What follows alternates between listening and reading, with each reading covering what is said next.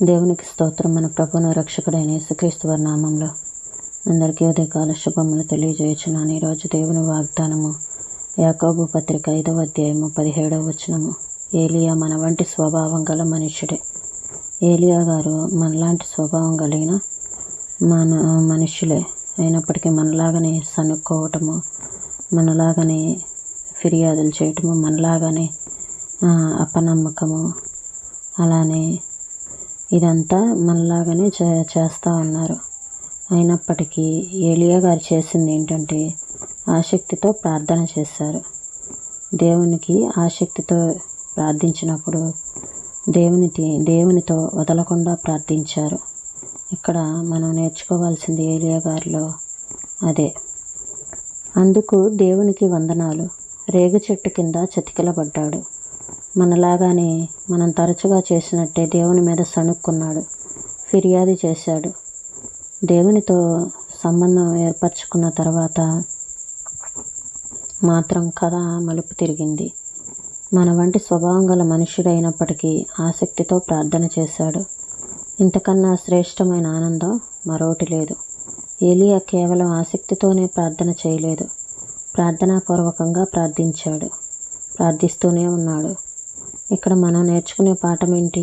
మనం వదలకుండా ప్రార్థించాలి. కర్మేలు పర్వతం శిఖరం మీదకి ఎక్కిరండి. విశ్వాసానికి ప్రత్యక్షంగా కనిపించేదానికి సామ్యం కుదిర్చే వైనాన్ని వినండి.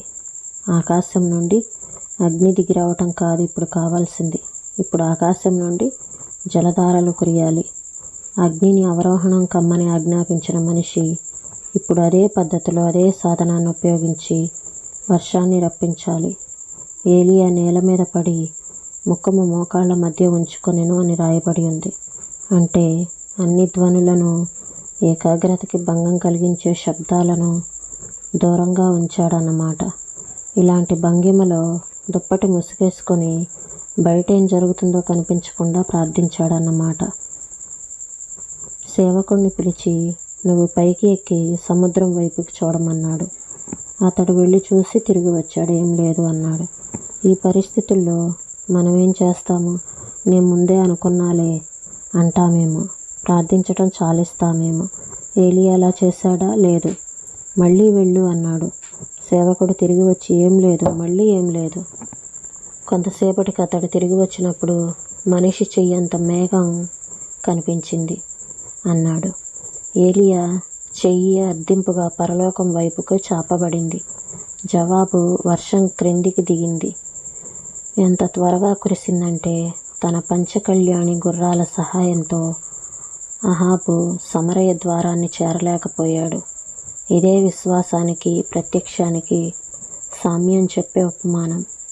ఇలా ప్రార్థించటం నీకు తెలుసా? పనులను సాధించే ప్రార్థన నీకు తెలుసా?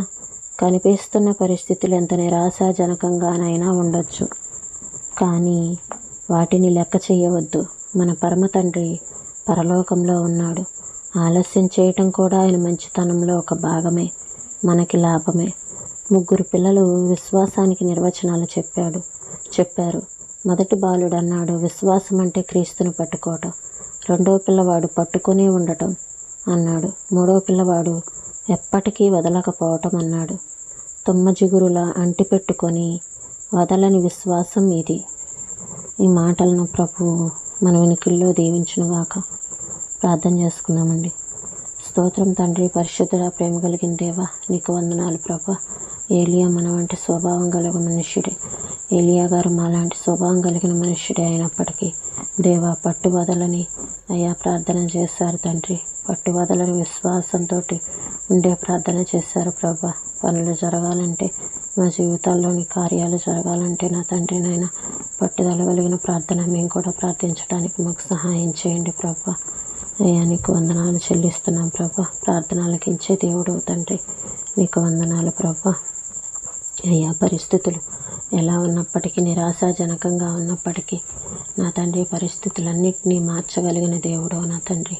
ఒకవేళ కొన్నిసార్లు మా విషయాలు ఆలస్యం జరగవచ్చేమో, అయితే ఆలస్యం జరిగినా అది మీ పనిలోని భాగమేనని మేము గ్రహించుకోవటానికి మాకు సాయం చేయండి ప్రభా. మీ సన్నిధిని మాతో ఉంచండి, మమ్మల్ని నడిపించండి ప్రభా. అయ్యా, ప్రతి ఒక్కరికి శక్తిని, బలమును దయచేయమని యేసయ్య పరిశుద్ధమైన నామంలో అడిగి వేడుకొంచున్నాను తండ్రి. ఆమేన్.